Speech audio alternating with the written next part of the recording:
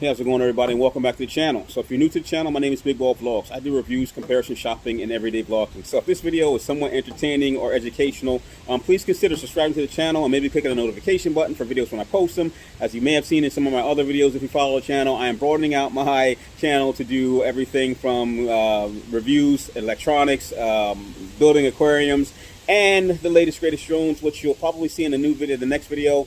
With reluctancy, I have pre-ordered the Skydio R2. So the reason I'm out today is because I missed last week's video that I was going to post. I had a bunch of videos that I had kind of like put in the queue to upload, and I really, in my mind, I just thought they were not either educational or entertaining, so I didn't go with them. So I missed videos that week working in the aquarium, but I went into the DJI Mimo app today just to see if there were any firmware updates. I usually check that about once a week just to see if anything new came out.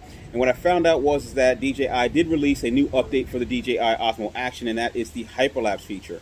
So if you're not familiar with Hyperlapse, Hyperlapse is the combination of image stabilization and time-lapse so that you're able to walk around and do a time-lapse video.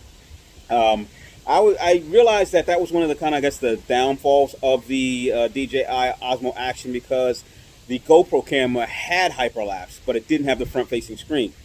I had this out in Washington, D.C. a couple months back. I don't know if I put that video up, but I shot what I thought was a hyperlapse around the Martin Luther King Memorial down in the D.C. Mall.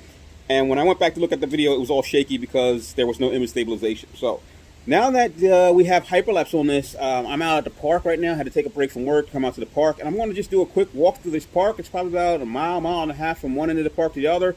It is a very, park-like situation. So you're going to have, rough terrain. You're going to have roots and stumps sticking out of the ground. So there's going to be a lot of bumps. And I want to see how well DJI has implemented hyperlapse into their camera. As a comparison, I'm going to be using my Insta360 camera. I haven't done a video on this. This is somewhat, I guess, older tech. This is probably about a year or two old. An amazing 360 camera. I know GoPro has just released their their 360 Max, and I'll probably be doing videos on this, to kind of compare, I don't know, but I wanted to have something to compare the hyperlapse on this to the image stabilization on this. So let's get out and do a quick hyperlapse video and see how well this camera works.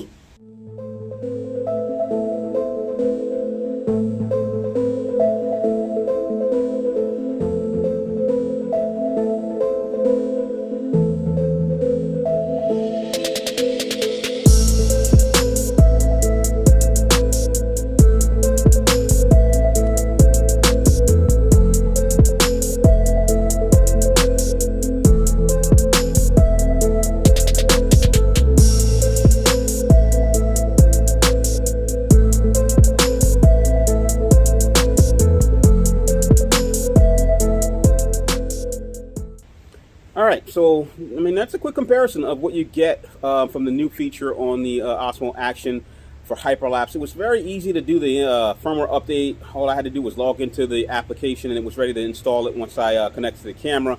You probably won't be able to find it if you have your quick select modes only set to, let's say, I had mine set to time-lapse and then the different resolutions that I want to shoot. So you got to be sure that once you have it downloaded, you go into your settings and go into your quick selection mode, or scroll through your settings to find it so that you can scroll through with the quick select button.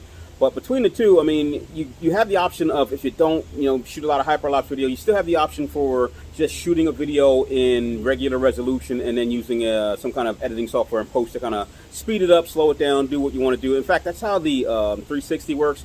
It actually doesn't have a hyperlapse feature. What it has is a feature that takes your regular video, allows you to speed it up, and it gives a motion blur for you.